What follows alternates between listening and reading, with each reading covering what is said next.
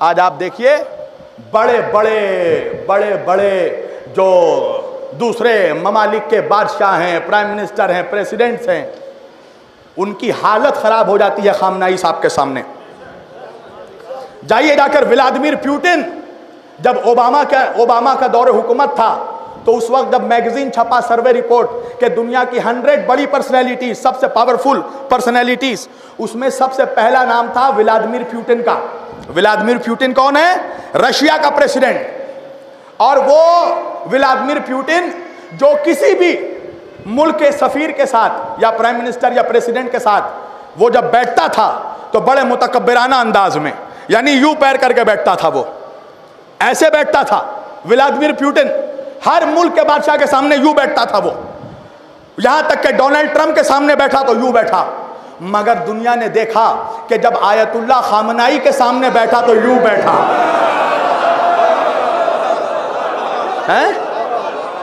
یوں بیٹھا، body language change ہو گیا۔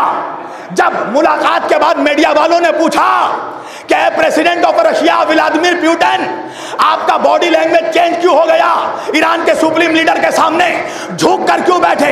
تو ولادیمیر پیوٹن نے کہا کہ میں نے عیسیٰ علیہ السلام کے بارے میں صرف بائبل میں پڑھا تھا، مگر جب میں آیت اللہ خامنائی سے ملا تو ایسا لگا کہ میں عیسیٰ کی زیارت کر رہا ہوں۔ تو دیکھو غیروں کے دلوں پر کیا روب ہے، وہ سمجھ رہے ہیں خامنائی کیا ہے، اور اپنے کچھ منحوس، جاہل، نااوقاتے، ان پڑھ، بے پڑھے لکھے، بغیر پڑھ کے بولنے والے، پتہ ہی نہیں کہ خامنائی کا مقام کیا ہے۔ قذافی کے محل میں، تو قذافی کا محل جو تھا اس کا دروازہ بالکل چھوٹا تھا اور سیڑھی سے اتر کے جانا پڑتا تھا ڈاؤن سٹیئر میں، تو جب بھی کوئی ملک کا سفیر اترتا تھا تو سر جھکا کر جانا پڑتا تھا، اور سامنے قذافی کا بڑی سی تصویر تھی اس کی۔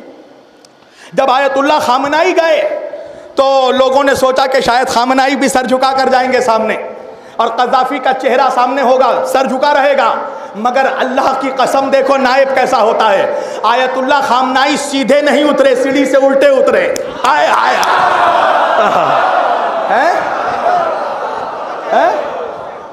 یہ ہے قیادت۔ امام خمینی کے زمانے میں رضا شاہ پہلوی نے یہ پلان کیا کہ امام خمینی کو مار دیا جائے گا، قتل کر دیا جائے گا، مگر قتل کیسے کریں؟ ایرانی قوم قتل کرنے ہونے کہاں دے گی؟ تو اعلان کیا رضا شاہ پہلوی نے کہ کل پورے ایران میں کرفیو ہے، کوئی اپنے گھر سے نہ نکلے، جو بھی نکلے گا شوٹ ایٹ سائٹ کا آرڈر تھا، اس کو فوراً گولی مار دی جائے گی۔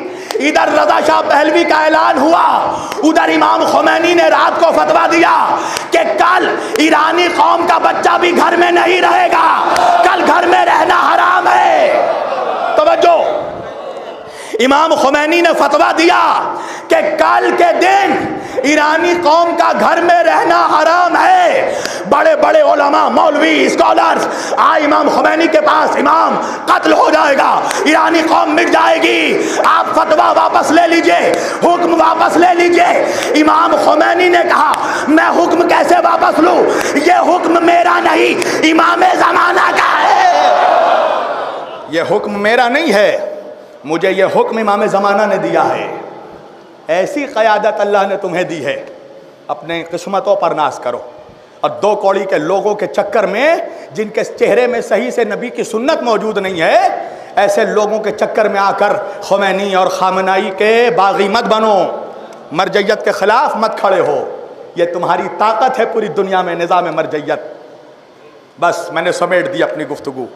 یہ نظام ہے نظام ولایت فقیہ، یہ نظام ولایت ہے۔ بڑا چیختا ہے نا ولایت ولایت، جو بولے نا زیادہ ولایت، اس کو پتہ ہی نہیں ہے ولایت کا ترجمہ کیا ہے۔ ولایت کا اصل ترجمہ ہے حکومت۔ قانون علی کو نافذ کرنے کے لیے ولایت چاہیے، ولایت علی کو نافذ کرنے کے لیے علی کے قوانین چاہیے۔ تو علی کے قوانین اتر پردیش میں لاگو کرے گا، یوگی کے جگہ تو سی ایم بنے گا، مودی کے جگہ تو پی ایم بنے گا۔ نظام ولایت یہ نہیں ہے کہ ہم اتر پردیش میں ولایت قائم کریں۔ ولایت کا صحیح معنوں میں محب وہی ہے کہ جہاں پر آلریڈی ولایت ہے ہم اس کی حفاظت کر لیں۔ ایران میں نظام ولایت قائم ہے، جا کر وہاں دستور دیکھیے، جب ٹرینیں چلتی ہیں اذان ہوتی ہے تو ٹرین رک جاتی ہے، پہلے نماز ادا کرو پھر گاڑی چلے گی۔ یہ ہے نظام ولایت۔ توجہ، یہ ہے نظام ولایت کہ طاغوت سے آنکھ ملا کر بات کرو۔ یہ ہے نظام ولایت کہ دنیا کے ظالم و جابر بادشاہوں کے سامنے سر نہ جھکاؤ۔ یہ ہے نظام ولایت کہ دنیا میں زمین پر فساد نہ ہونے دو۔ یہ ہے نظام ولایت کہ مسلمانوں کے درمیان وحدت کو قائم رکھا جائے، بھائی کو بھائی سے نہ لڑنے دیا جائے۔ یہ ہے ولایت کا دستور۔ علی وہ ہے جس نے اپنے قاتل کو دودھ پلایا ہے، جس نے اپنے قاتل کو دودھ کا پیالہ بڑھایا۔ تم کیسے علی کے چاہنے والے ہو کہ تم دوستوں کو گلے نہیں لگا سکتے ہو؟ علی کہہ رہے ہیں مجھ سے زیادہ میرا قاتل پیاسا ہے۔ یہ ہے نظام ولایت، یہ ہے مرجعیت۔